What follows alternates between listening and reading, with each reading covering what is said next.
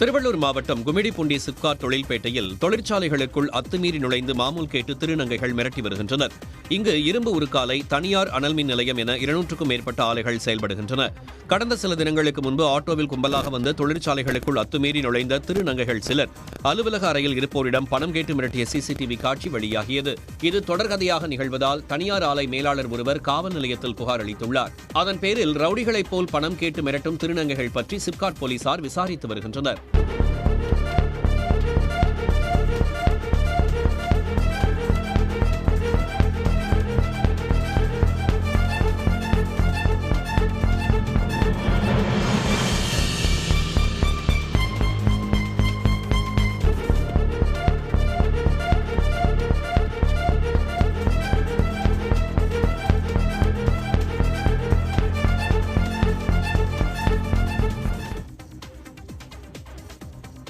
கள்ளக்குறிச்சி மாவட்டம் திருக்கோவிலூரில் உள்ள ஊராட்சி ஒன்றிய நடுநிலைப் பள்ளியின் 100ஆண்டு விழா சிறப்பாக கொண்டாடப்பட்டது. 1926ஆம் ஆண்டு தொடங்கப்பட்ட இந்த பள்ளியில் இதுவரை படித்த மாணவர்கள், ஆசிரியர்கள், தலைமை ஆசிரியர்கள் என ஏராளமானோர் கலந்து கொண்டனர். நிகழ்ச்சியில் முன்னாள் மாணவர்கள் பங்கேற்று தலைமை ஆசிரியர்களுக்கு பாத பூஜை செய்து மரியாதை செலுத்தியது அங்கிருந்தவர்களை நிகழச் செய்தது.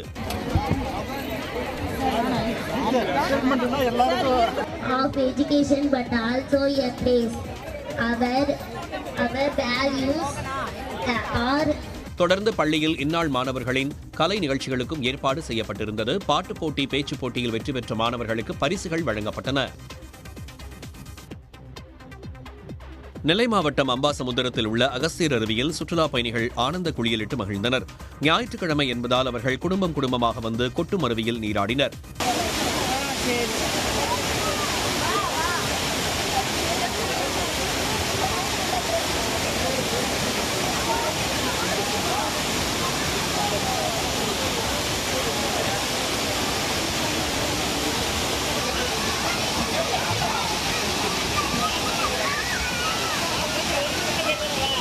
அருவியில் தண்ணீர் ஆர்ப்பரித்து கொட்டுவதால் வெப்பத்தை தணித்துக் கொள்வதற்காக சுற்றுலா பயணிகள் குவிந்த வண்ணம் இருந்தனர்.